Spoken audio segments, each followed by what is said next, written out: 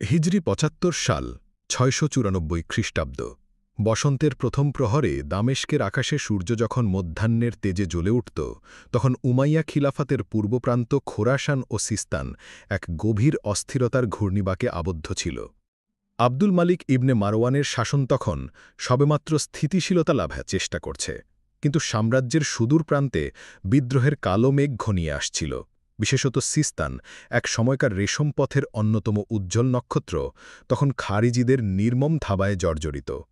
এই ভূখণ্ডে তখন আইনের শাসন বলতে কিছু ছিল না, ছিল কেবল তরবারির দাপট আর অমানবিকতার উল্লাস। মানুষের জীবন সেখানে হয়ে উঠেছিল এক নিত্য বিভীষিকা, যেখানে প্রতিটি সকাল শুরু হতো অনিশ্চয়তা আর ভীতির চাদরে মোড়া। এই সংকটময় মুহূর্তে খলিফার দূরদর্শী দৃষ্টি পড়ল এক নামজাদা সেনানায়ক মুহাল্লাব ইবনে আবি সুফরায়ের ওপর।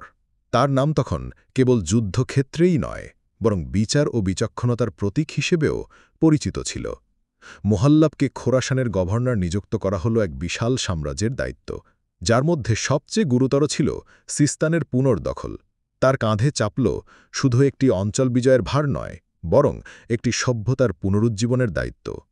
মুহাল্লাবের মানসপটে তখন সিস্তানের অতীত সমৃদ্ধির চিত্র ভেসে উঠছিল। মসজিদ, বাজার, শিক্ষাকেন্দ্র সবই খারিজিদের দ্বারা ধ্বংস হয়ে গেছে। এই ক্ষত সারিয়ে তোলার সংকল্প নিয়েই তিনি তার নতুন মিশনের পথে যাত্রা শুরু করলেন, এক নতুন ইতিহাস রচনার স্বপ্ন বুকে নিয়ে। প্রথম অধ্যায়, ধোঁয়াশাচ্ছন্ন দায়িত্বভার ও রণনীতি প্রণয়ন। মুহাল্লাবের খোরাসানে আগমন ছিল এক নতুন ভোরের ইঙ্গিত, যদিও সে ভোর ছিল কুয়াশাচ্ছন্ন। তিনি প্রথমেই প্রদেশের প্রশাসনিক বিশৃঙ্খলা দূর করতে মনোযোগী হলেন। খোরাসান, যা দীর্ঘদিন ধরে স্থানীয় নেতাদের ক্ষমতাদ্বন্দ্ব, উপজাতীয় কলহ এবং আর্থিক অব্যবস্থার শিকার ছিল, সেখানে শৃঙ্খলা ফিরিয়ে আনা ছিল প্রথম এবং সবচেয়ে বড় চ্যালেঞ্জ। মুহাল্লাব কেবল একজন সেনাপতি ছিলেন না, তিনি ছিলেন একজন বিচক্ষণ প্রশাসক ও একজন দক্ষ কূটনীতিবিদ। তিনি স্থানীয় গোত্রপতিদের সাথে খোলামেলা আলোচনা শুরু করলেন, তাদের অভিযোগ শুনলেন, তাদের দীর্ঘদিনের বঞ্চনার কথা গভীর মনোযোগ দিয়ে উপলব্ধি করলেন এবং ন্যায় বিচারের পূর্ণাঙ্গ প্রতিশ্রুতি দিলেন। এই পদক্ষেপগুলি জনগণের মধ্যে উমাইয়া খিলাফতের প্রতি আস্থা ফিরিয়ে আনতে শুরু করল, যা সিস্তান অভিযানের জন্য এক অমূল্য জনসমর্থন তৈরি করল। তিনি বিশ্বাস করতেন, একটি স্থায়ী বিজয় কেবল তরবারির জোরে আসে না, বরং জনগণের হৃদয় জয় করার মাধ্যমেই আসে। এই সময়ের মধ্যে মুহাল্লাব সিস্তানের পরিস্থিতির ওপর গভীর নজর রাখছিলেন। খারিজি নেতা কাতারি ইবনে আল ফুজা তখন সিস্তানের একছত্র অধিপতি। সে ছিল একজন ভয়ঙ্কর যোদ্ধা, যার নিষ্ঠুরতা ও ধর্মীয় গোঁড়ামি উভয়ই ছিল কিংবদন্তি তুল্য।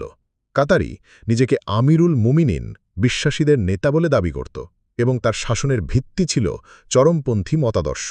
কিন্তু তার স্বৈরাচারী শাসন এবং তার নিষ্ঠুরতা তার অনুসারীদের একটি বড় অংশের মধ্যেও অসন্তোষ তৈরি করেছিল। মুহাল্লাব তার চতুর গুপ্তচরের মাধ্যমে এই অভ্যন্তরীণ বিভেদের খবর সংগ্রহ করতে লাগলেন। তিনি বুঝতে পারছিলেন যে কাতারিকে কেবল সামরিক শক্তি দিয়ে পরাস্ত করা কঠিন হবে, প্রয়োজন হবে মনস্তাত্ত্বিক যুদ্ধ এবং বিভাজনের কৌশল। শত্রুর দুর্বলতম স্থানকে আঘাত করাই হবে বিজয়ের মূল মন্ত্র। হিজরি ৭৬ সাল ছিল এই মহাযুদ্ধের প্রস্তুতির বছর। মুহাল্লাব শুধু সৈনিকদের সামরিক প্রশিক্ষণের ওপর জোর দেননি, বরং তাদের মধ্যে শৃঙ্খলা, নৈতিকতা এবং ধৈর্যের শিক্ষা দিয়েছিলেন। তার সেনাবাহিনীতে কেবল আরব যোদ্ধানাই ছিল না, খোরাসানের বহু স্থানীয় যুবকও তার পতাকা তলে সমবেত হয়েছিল, যারা খারিজিদের অবিচার থেকে মুক্তি চেয়েছিল। মুহাল্লাব প্রতিটি সৈনিকের মনোবল, তাদের পারিবারিক অবস্থা এবং তাদের মানসিক শক্তি সম্পর্কে অবহিত থাকতেন। তিনি বিশ্বাস করতেন, একটি শক্তিশালী সেনাবাহিনী কেবল তরবারির জোরে নয়, বরং সৈনিকদের মানসিক দৃঢ়তা, পারস্পরিক বিশ্বাস এবং একটি সুদৃঢ় লক্ষ্যের উপরও নির্ভরশীল। মরুভূমি এবং পাহাড়ি অঞ্চলে দীর্ঘযাত্রার জন্য প্রয়োজনীয় রসদ, জলের ব্যবস্থা, উন্নত চিকিৎসা সুবিধা এবং দ্রুত যোগাযোগের ব্যবস্থা নিশ্চিত করা হয়েছিল। তিনি নিজে প্রতিটি খুঁটিনাটি বিষয় পরীক্ষা করতেন, যেন কোনো ত্রুটি না থাকে। তার প্রস্তুতি ছিল নিখুঁত, তার পরিকল্পনা ছিল সুদূর প্রসারী। দ্বিতীয় অধ্যায়, মরুপথের অগ্নিপরীক্ষা ও বিচক্ষণ অগ্রযাত্রা। হিজরি ৭৭ সালের বসন্তে মুহাল্লাবের বিশাল বাহিনী সিস্তানের উদ্দেশ্যে যাত্রা শুরু করল। এটি ছিল একটি দীর্ঘ এবং কষ্টকর যাত্রা। সূর্য তখন মরুভূমির ওপর যেন একটি জ্বলন্ত কড়াই, বালি উড়ে আকাশকে ধূসর করে তুলছিল, দিগন্ত হয়ে উঠেছিল ধূসর এক দেয়াল। প্রতিটি পদক্ষেপে যেন প্রকৃতি তাদের ধৈর্যের পরীক্ষা নিচ্ছিল।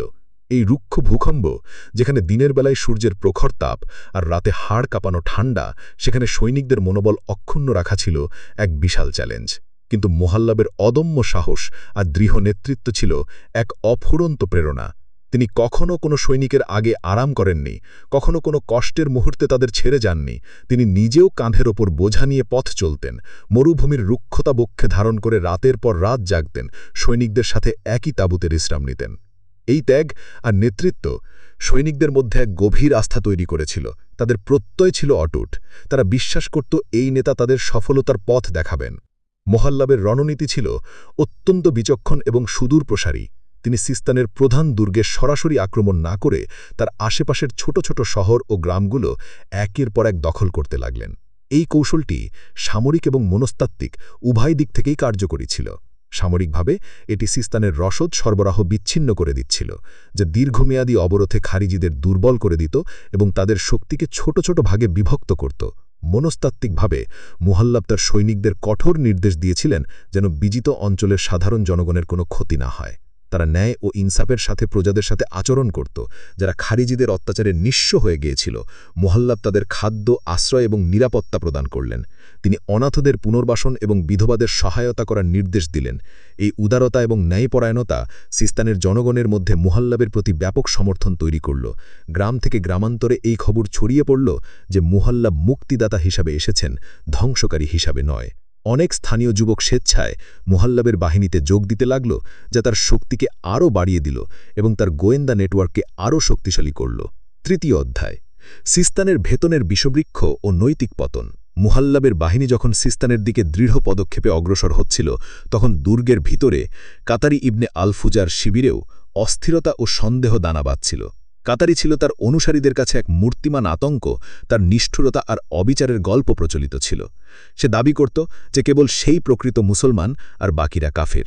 এই ধর্মীয় গোঁড়ামি তাকে আরও নির্মম করে তুলেছিল। কিন্তু সে ছিল একজন দক্ষ যোদ্ধা, যার সামরিক কৌশল ছিল অপ্রচলিত এবং অনেক সময় তার শত্রুকে বিভ্রান্ত করত। মুহাল্লাবের গুপ্তচরেরা তখন এই পরিস্থিতিতে সক্রিয় ছিল।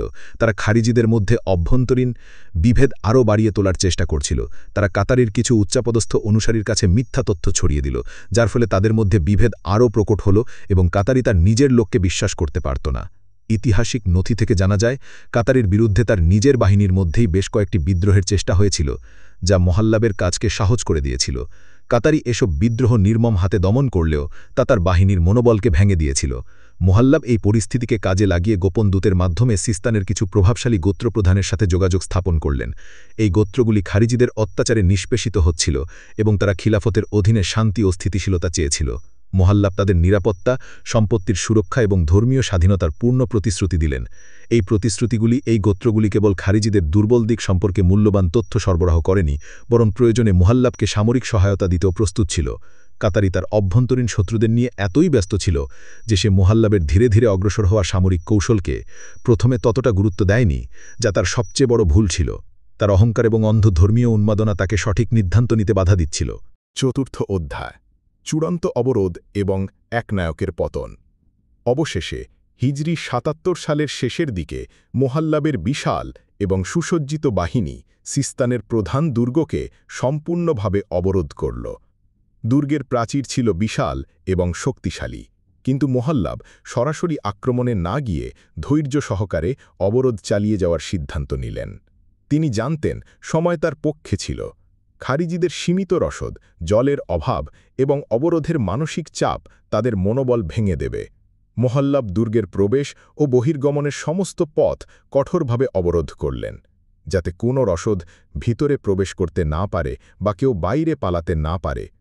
দিনরাত দুর্গের বাইরে মুহাল্লাবের সৈন্যরা প্রহরায় থাকত। কোনো ক্ষুদ্র আক্রমণকেও প্রতিহত করা হতো দক্ষতার সাথে।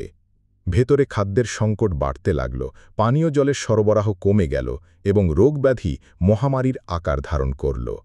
খারিজিদের মধ্যে হতাশা বাড়তে লাগল, তাদের পরিবারগুলো অনাহারে ভুগতে শুরু করল।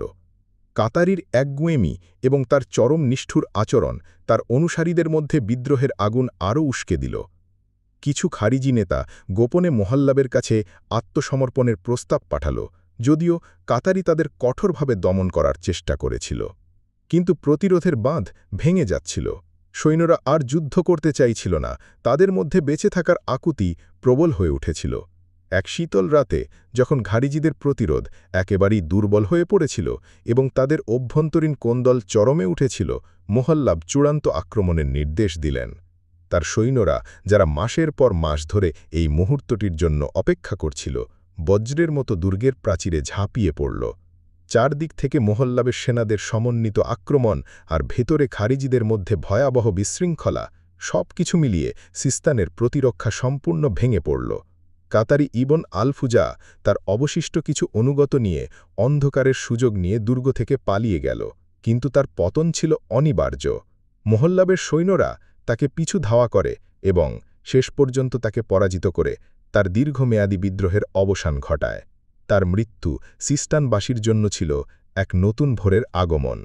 পঞ্চম অধ্যায়, পুনর্জাগরণের সূর্যোদয় ও শান্তির প্রতিষ্ঠা। সিস্তান চলে এলো মোহাল্লাবের দখলে। হিজরি ৭৭ সালে সিস্তানকে সম্পূর্ণরূপে বশ্যতা স্বীকার করানো হয় এবং উমাইয়া খিলাফাতের অধীনে ফিরিয়ে আনা হয়। এই বিজয় ছিল উমাইয়া খিলাফাতের জন্য এক বিরাট অর্জন, যা পূর্বপ্রান্তে স্থিতিশীলতা ফিরিয়ে এনেছিল। কিন্তু মোহাল্লাব কেবল সামরিক বিজয় অর্জনের জন্য আসেননি। তিনি সিস্তানে প্রবেশ করলেন, তবে কোনো লুণ্ঠন বা প্রতিশোধের উন্মাদনা ছিল না। তার প্রথম কাজ ছিল শান্তি ফিরিয়ে আনা এবং ক্ষতবিক্ষত সিস্তানকে সুস্থ করে তোলা। তিনি অবিলম্বে সাধারণ ক্ষমা ঘোষণা করলেন। এমনকি যারা খারিজিদের পক্ষ নিয়েছিল তাদেরও ক্ষমা করে দেওয়া হলো। শর্ত ছিল তারা খিলাফতের প্রতি অনুগত থাকবে এবং শান্তি বজায় রাখবে। মোহাল্লাব ক্ষতিগ্রস্ত পরিবারগুলোকে সহায়তা করলেন, তাদের পুনর্বাসনের ব্যবস্থা করলেন। স্থানীয় নেতাদের সাথে আলোচনা করে একটি ন্যায় ও স্থিতিশীল শাসন ব্যবস্থা প্রতিষ্ঠা করা হলো। মসজিদগুলো পুনরুদ্ধার করা হলো, যেখানে দীর্ঘদিন ধরে আজানের সুর শোনা যায়নি। বাজারগুলো আবার খুলতে শুরু করল, যেখানে জীবন ও বাণিজ্যের স্পন্দন ফিরে এলো। কৃষি ও বাণিজ্যের উন্নতির জন্য পদক্ষেপ নেওয়া হলো, যা সিস্তানের অর্থনীতিকে পুনর্জীবিত করতে সাহায্য করল। মোহাল্লাব নিরাপত্তা নিশ্চিত করলেন, যাতে রেশমতথের বাণিজ্য আবার সচল হতে পারে, যা সিস্তানের সমৃদ্ধির মূল উৎস ছিল। মোহাল্লাবের এই ন্যায়পরায়ণ এবং বিচক্ষণ শাসন সিস্তানের জনগণের হারানো বিশ্বাস ফিরিয়ে আনল। তারা আবার এক নতুন দিনের স্বপ্ন দেখতে শুরু করল। শিশুরা নির্ভয়ে স্কুলে যেত, কৃষকরা নিশ্চিন্তে তাদের জমিতে কাজ করত এবং বণিকরা নিরাপদে তাদের পণ্য পরিবহন করত। মোহাল্লাব ইবন আবি সুফরার সিস্তান বিজয় কেবল একটি সামরিক অভিযান ছিল না, এটি ছিল বিচক্ষণতা, দূরদর্শিতা, মানবিকতা এবং কার্যকর নেতৃত্বের এক উজ্জ্বল উদাহরণ। তার এই বিজয় উমাইয়া খিলাফতের পূর্বপ্রান্তে দীর্ঘস্থায়ী স্থিতিশীলতা এনেছিল এবং ইতিহাসের পাতায় তাকে একজন মহান সেনানায়ক ও প্রশাসক হিসেবে অমর করে রেখেছিল। তার কাহিনী যুগ যুগ ধরে স্মরণীয় হয়ে রইল, যেখানে তরবারির পাশাপাশি কৌশল, কূটনীতি এবং ন্যায়বিচারও বিজয়ের পথ প্রশস্ত করেছিল। সিস্তান এক ধ্বংসস্তূপ থেকে জেগে উঠে আবার একটি সমৃদ্ধ জনপদ হিসেবে প্রতিষ্ঠিত হয়েছিল, যা মোহাল্লাবের দূরদর্শিতা ও প্রজ্ঞারই ফল।